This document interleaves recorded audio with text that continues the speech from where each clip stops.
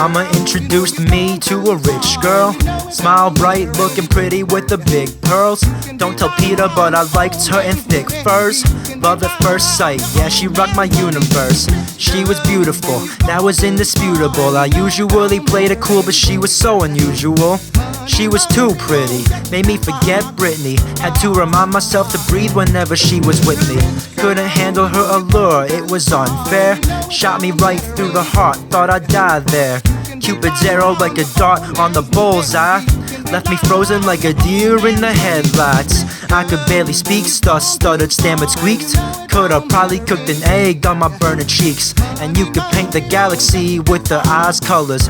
Knees weak, thought I'd fall after I fell for her. Whenever she spoke, she caught me in a web with her sweet jokes and the way she often crossed her legs. I loved her when she laughed, I loved her when she cried, and when she told me that I wasn't just another guy. It nearly blew my mind, had to gather up the pieces. She was a masterpiece, a real life Mona Lisa. Bought her pretty things with a dozen canceled credit cards. Ruby rings had her looking like a movie star. Thought back to when I wished on a shooting star. Who would ever think a boy's dreams could have gone this far? But I was 18, a young scholar, had to go to college, cop knowledge so that I could talk snobbish with the prosperous wasp in the vineyard cottages. I made a promise I'll be richer than her relatives. Enter politics, become a representative of the aristocratic East Egg electorate. She would listen to my speeches and smile wide. Gave me sweet little kisses while we sat outside. We had nothing to hide from each other's hearts. We had everything we needed in each other's arms. August 15th came and I drove away.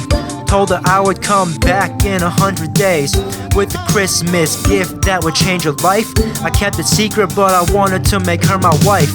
Every day I worked part-time instead of partying. Studied in the darkness, thinking of my darling. She was so sweet and charming, so I stayed true to her when the girls came calling. But then December 10th I got a letter from my true love. She was taking a vacation to Bermuda, so she wouldn't be home when I was on break. Felt sick, thought I'd faint from this heartache. I had just put on my boots to go to Tiffany's. Had the perfect ring picked out to interweave our destinies. Bought the ring anyway cause I had money saved. I figured it'd be just as good on another day. Stayed on campus during break so I could work more, to pay the debt off from everything I bought for her, so I could buy more. She deserved the world, I couldn't buy enough. She was the perfect girl, but she stopped sending back letters when I sent her gifts. Began to fear that from a distance had arose a rift. And then I got a letter from an old friend that said she was fucking Timmy B from the local gym. She never went on no vacation over winter break. That photo taken on the beach was a total fake. I couldn't trust what I read, had to go home, but I knew that it was true, I felt it in my bones. Hopped the train and nearly fought a child for a seat. I robbed the ticket boy or else he would have called the police. The train stopped at my station and I waved the cab. Gave him her address, told him make it fast. By the time I saw her street, I was sweating through my shirt. I was clawing up the seat, I was going near berserk. The driver kicked me out cause I was talking to myself.